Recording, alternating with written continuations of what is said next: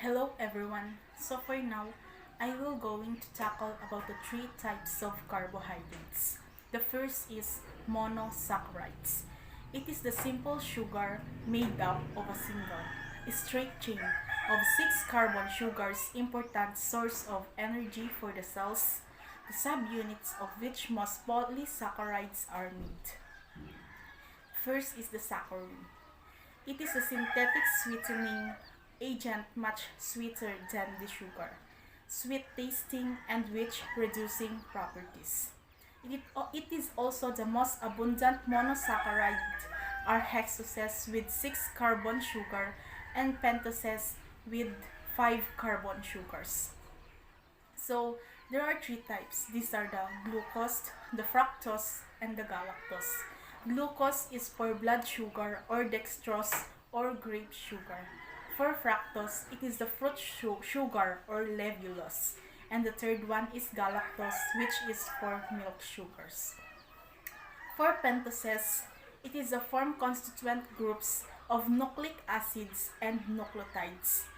There are also three types. These are arabinose, ribose, and deoxyribose. For arabinose, it is a gum arabic. For ribose, constituent of RNA, and for deoxyribose, constituent of DNA. The second one is disaccharides or oligosaccharides. C12, age 22 or 11 with 2 or 3 6 carbon sugars. Two monosaccharides banded together.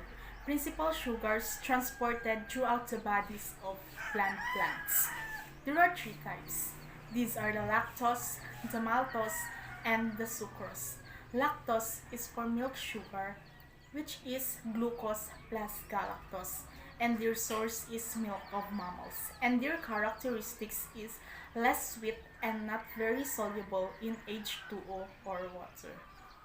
The second one is the maltose, malt sugar, glucose plus glucose. Their source is germinating seeds, and their characteristics is sweet and soluble in H2O or water. The third one is sucrose, table sugar or cane or beet sugar, glucose plus fructose. Their source is cane or beet, and their characteristics is common table sugar, sweetest and the most soluble in H2O or water. So the third one is polysaccharides. It is a complex sugar, multiple sugars or more than 2 monosaccharides made up of polymers. The characteristics is not sweet, slightly soluble in H2O or water, not chemically due to being insoluble, and the function is to serve as a structural polysaccharides. There are 6 types. These are cellulose, alginic acids, carrageenan, pectins, glycogen, and starch.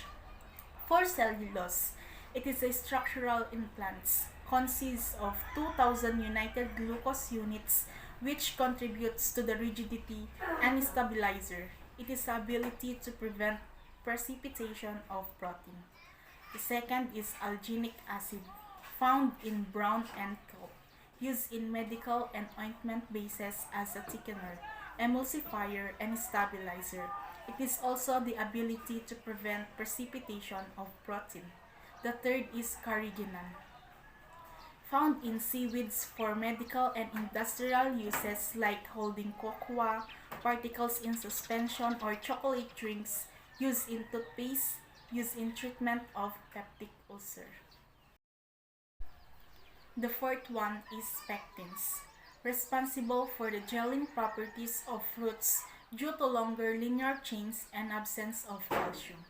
The fifth is glycogen, the animal starch or an emergency sugar.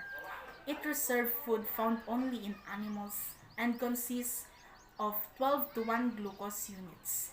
The sixth one is starch. It reserves food only in plants, is made up of chain of 24 to 26 glucose units.